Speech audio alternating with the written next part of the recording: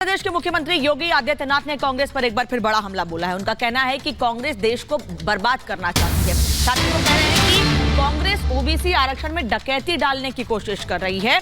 साथ ही साथ कांग्रेस को लेकर कई महत्वपूर्ण बातें मुख्यमंत्री ने कही। उनका कहना है कि कर्नाटक में 32% मुस्लिम आरक्षण की बात कांग्रेस कर रही है।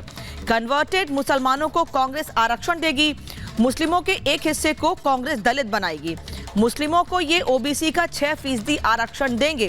साथ ही उन्होंने कहा कि ओबीसी आरक्षण में डकैती की इनकी साजिश है और इनकी इच्छा देश के लिए ठीक नहीं है।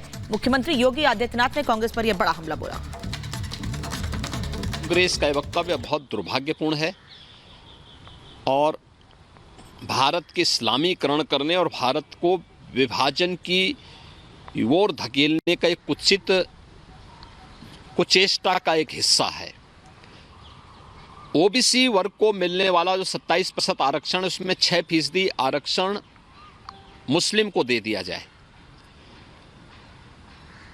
ऐसे ही उस कमेटी की रिपोर्ट में यह भी था कि दलितों को भी, यानी जो लोग कन्वर्ट हो चुके हैं मुसलमान, उन लोगों को भी दलित का एक हिस्सा, मुस्लिमों का एक तबका ऐसा है जिसको दलित का पार्ट बनाया जाए। दलितों को मिलने वाले जो सुविधाएं उसके अनुसार भी उनको ट्रीट किया जाए। उस समय भारतीय जनता पार्टी ने बहुत बड़ा आंदोलन किया था। तो चाहे वह जस्टिस रंगनाथ मिश्रा कमेटी की रिपोर्ट यूपीए गवर्नमेंट के समय रहे हो या सच्चर कमेटी की रिपोर्ट, ये ओबीसी SC ST के आरक्षण के अधिकार पर डकैती डालने की कांग्रेस की कुत्सित मंशा का प्रयास था। आपने कल कांग्रेस की कर्नाटक की गवर्नमेंट के उसको देखा है जिसमें उन्होंने कहा कि साहब हम मुसलमानों को 32% आरक्षण देंगे। ये चीज़ें क्या है? ये सच उजागर हो रहा है और कांग्रेस के कुछ सांसद भी सैम पेत्रोदा की बातों का समर्थन कर रहे हैं। जो सांसद पद के प्रत्याशी हैं वे लोग समर्थन कर रहे हैं। तो ये चीज़ें दिखाती हैं कि इनकी मंशा देश के प्रति अच्छी नहीं है। अनुसूचित जाति, जनजाति और पिछड़ी जाति के लोगों को मिले हुए संवैधानिक अधिकारों से ये लोग वंचित करना चाहते हैं। उनके अधिकारों को जबरन ये लोग लूटना चाहते हैं और दूसरा विरासत टैक्स के आधार पर पूरे देश को तबाह करना चाहते हैं। तो उत्तर प्रदेश के मुख्यमंत्री को आपने सुना, विरासत टैक्स को लेकर सवाल खड़े कर रहे थे। वहीं लगातार इस मामले पर कांग्रेस पर बीजेपी नेता हमलावर हैं। केंद्रीय मंत्री अनुराग ठाकुर ने भी कांग्रेस पर बड़ा पलटवार किया है, सवाल पूछा है और जनता से कहा है कि उनकी संपत्ति पर नजर है, आम लोगों की संपत्ति पर नजर है कांग्रेस की। अनुराग ठाकुर ने कांग्रेस पर बड़ा हमला बोलते हुए कहा है विरासत टैक्स को लेकर निशाने पर लिया है कांग्रेस को और कहा है कि संपत्ति पर नजर है आम लोगों की। जो कांग्रेस है उसकी नजर आम लोगों की संपत्ति पर। और क्या कुछ कहा, सुनवाते हैं आप। कांग्रेस के राज में ना संपत्ति सुरक्षित, ना संतान सुरक्षित, ना सीमा और सरहद सुरक्षित और ना ही सनातन सुरक्षित। तो कांग्रेस की सरकार या कांग्रेस के राज में कौन सुरक्षित रहेगा? कोई नहीं रहेगा। और कांग्रेस के मैनिफेस्टो में भी स्पष्ट तौर पर दिखता है कि कांग्रेस आम जनमानस की मेहनत की कमाई के पैसे को छीनना चाहती है, उनके हक छीनना चाहती है और उनकी मौत के बाद भी उनकी परिश्रम का पैसा उनकी संतान को नहीं बल्कि कांग्रेस अपने वोट बैंक के लिए इस्तेमाल करेगी।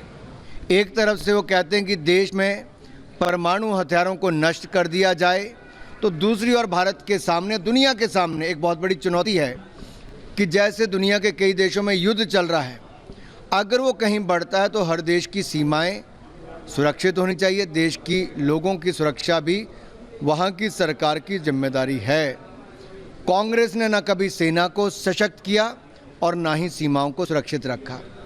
ना कांग्रेस ने कभी बुलेट प्रूफ जैकेट दिए और ना ही लड़ाकू विमान तो पिछले 10 सालों में दिए। ये दिखाता था कांग्रेस के लिए देश की सुरक्षा महत्व नहीं रखती। वो तो केवल रक्षा सौदों में दलाली खाने की ओर ध्यान देते थे और 10-10 साल तक खरीद नहीं हो पाई दलाली ना मिलने के कारण।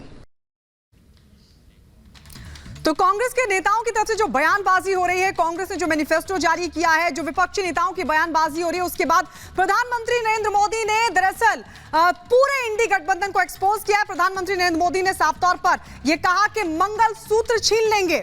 तो प्रधानमंत्री मोदी लगातार जनसभा को संबोधित कर रहे हैं और बता रहे हैं कि आखिरकार इंडी के इरादे क्या हैं। उन्होंने कहा कि सोने का हिसाब करेंगे, संपत्ति छीनना चाहते हैं इंडी गठबंधन वाले। इसके अलावा प्रधानमंत्री नरेंद्र मोदी ने यह भी कहा कि मेहनत की कमाई को लूट लेंगे विपक्षी नेता, संपत्ति घुसपैठियों को बांट देंगे।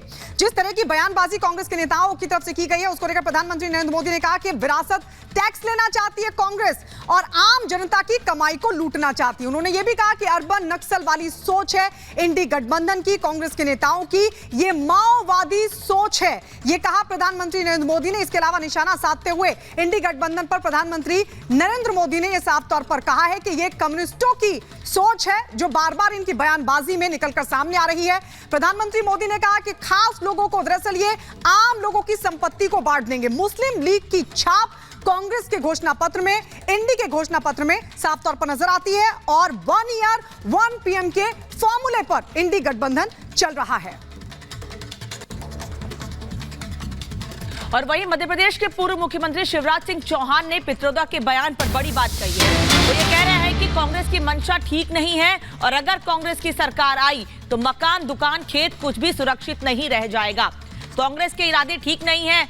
शिवराज सिंह चौहान ये कह रहे हैं खेत, मकान, दुकान कुछ भी सुरक्षित नहीं रह जाएगा। पित्रोदा के बयान पर ये बातें कही हैं। हालांकि सैम पित्रोदा अपने बयान पर सफाई देते भी नजर आए हैं, लेकिन जिस तरह से उन्होंने अमेरिका का जिक्र करते हुए उदाहरण दिया था, उस पर भारतीय जनता पार्टी के नेता लगातार कांग्रेस पर हमलावर हैं।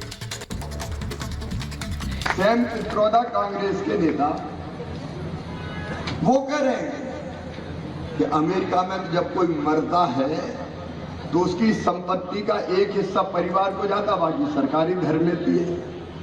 कांग्रेस के इरादे क्या है?